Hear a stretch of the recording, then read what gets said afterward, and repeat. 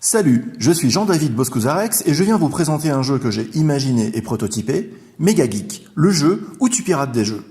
Megageek est un jeu de gestion de ressources pour 2 à 4 joueurs à partir de 10 ans pour des parties de 30 minutes environ. Il se joue avec 200 cartes carrées et des cubes de couleurs.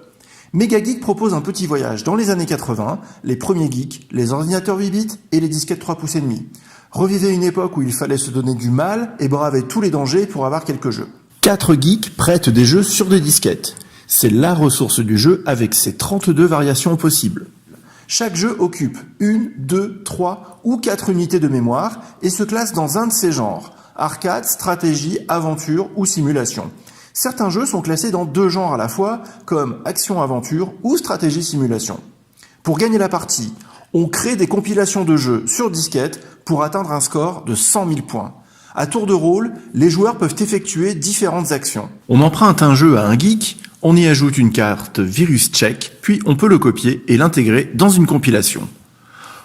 On peut garder le jeu ou le rendre au geek qui propose alors un nouveau jeu. Cela permet une rotation de l'offre. Si on ne lui rend pas ses jeux, le geek perd confiance et se désactive. La ressource n'est alors plus disponible.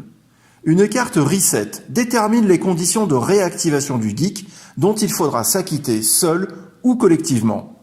Pour pirater un jeu, on commence par révéler sa carte virus check, car on ne peut pirater un jeu infecté par un virus. Puis on insère le jeu dans la partie read de son ordi.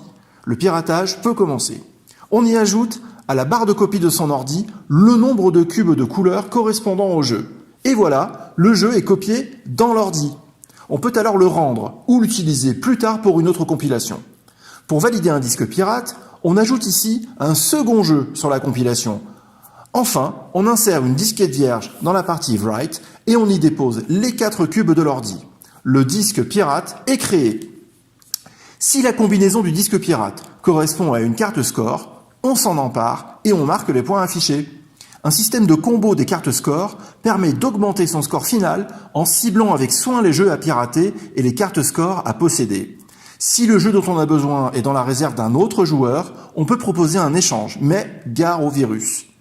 Avec les cartes Geek Action, on contourne les règles et on envoie des bugs à l'adversaire. Avec Extra Life, on rejoue son tour. Avec Best Friend, on pioche dans la défausse d'un geek. Avec Cheat Code, on réserve une carte score intéressante. Pirater des jeux, c'est pas bien. À la fin de chaque round, le joueur imprudent qui possède le plus de jeux piratés reçoit une carte anti-Geek Squad.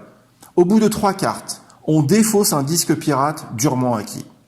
Dans Megageek, on doit gérer une ressource multiforme et très convoitée. Le jeu introduit une mécanique de duplication et de compilation avant de générer des scores. Convoitise des cartes fortes, programmation et anticipation, coups bas et privilèges sont au centre de ce jeu où tous les coups seront permis pour arriver à ses fins. Megageek vous a plu? Vous voulez l'essayer? Alors contactez-moi sur contact@bzx.fr. Merci de m'avoir écouté et à bientôt.